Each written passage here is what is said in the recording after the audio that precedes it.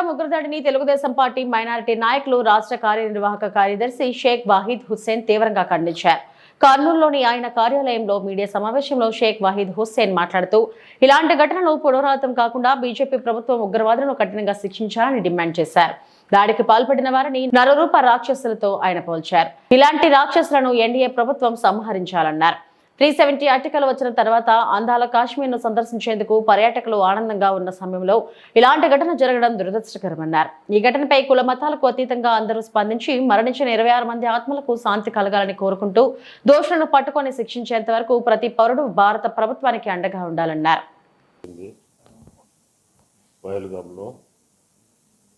ఈ యొక్క ఘటన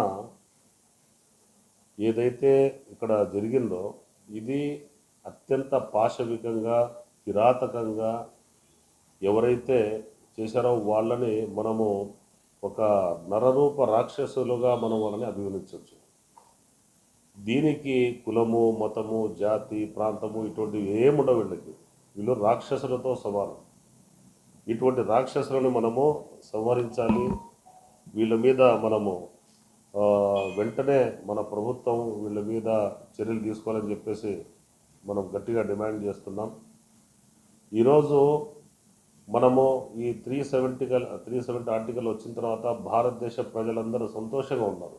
ఎందుకంటే ఏదైనా పర్యాటక కేంద్రాలకు, వేరే దేశాలకు, చాలా యూరప్ ఖండానికి, యుఎస్ఏకు అక్కడికి వెళ్తుంటారు.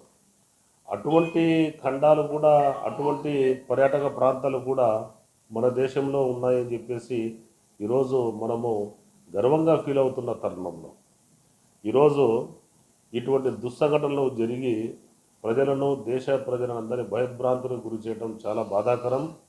ఇది ప్రతి ఒక్కరూ కుల, మత, జాతి భేదాలు లేకుండా ప్రతి ఒక్కరు కూడా ఖండించాల్సిన విషయం.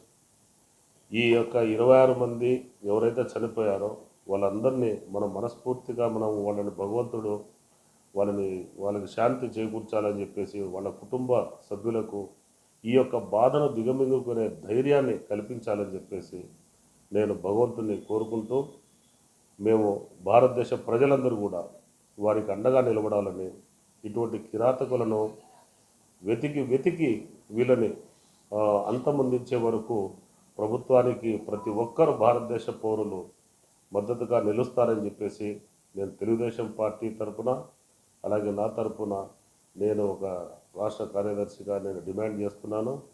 ఈ యొక్క 26 మందికి ప్రభుత్వం సహాయ సహకారాలు అందించాలని, కుటుంబాలకు ధైర్యం అందించాలని చెప్పేసి నేను కోరుకుంటూ సెలవు తీసుకుంటున్నా. నమస్కారం.